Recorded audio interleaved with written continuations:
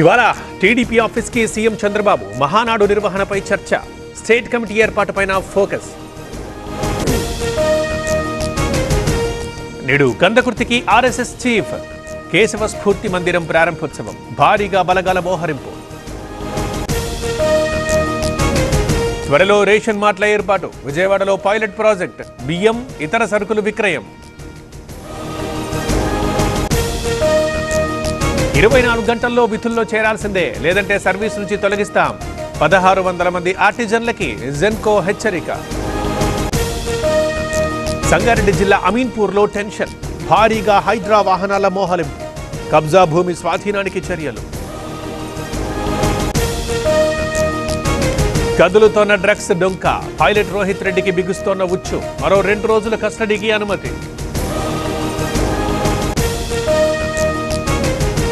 ATM machine దొంగతనం, సిరిసిల్ల జిల్లా ఎల్లారెడ్డిపేటలో ఘటన, సరిహద్దులో పోలీసుల తనిఖీలు.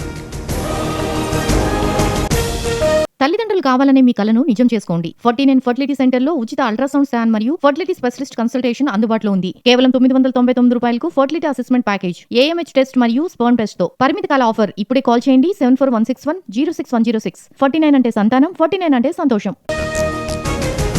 గుడుంబ స్థావరాల ధ్వంసం, 480 లీటర్ల సారా స్వాధీనం, వరంగల్ జిల్లా ముద్దనూరులో దాడులు. వరంగల్లో ఐపీఎల్ బెట్టింగ్ ముఠా, 12 మందిని అరెస్ట్ చేసిన పోలీసులు, నగదు ఫోన్లు స్వాధీనం.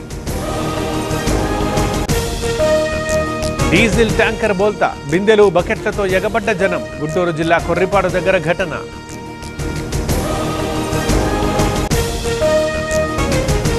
నిజామాబాద్లో కలకలం, బ్యూటీషియన్ కోర్సు విద్యార్థినులకు వేధింపులు, పెరికిట్ మహిళా ప్రాంగణంలో వెలుగులోకి. అడ్డు అదుపు లేని లేఅవుట్లు, నెల్లూరు జిల్లా కావలిలో అక్రమాలు, నివేదిక తయారీలో అధికారులు. ఆత్మకూరు ఎస్ఐపై అవినీతి ఆరోపణలు, లైంగికంగా వేధిస్తున్నారంటూ ఫిర్యాదులు, సస్పెన్షన్ వేటేసిన సిపి.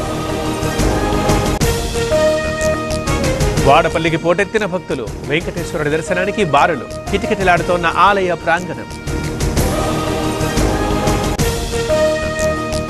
యమునా నదిలో పడవ బోల్తా, 10 మంది మృతి, 14 మందిని కాపాడిన రెస్క్యూ టీం.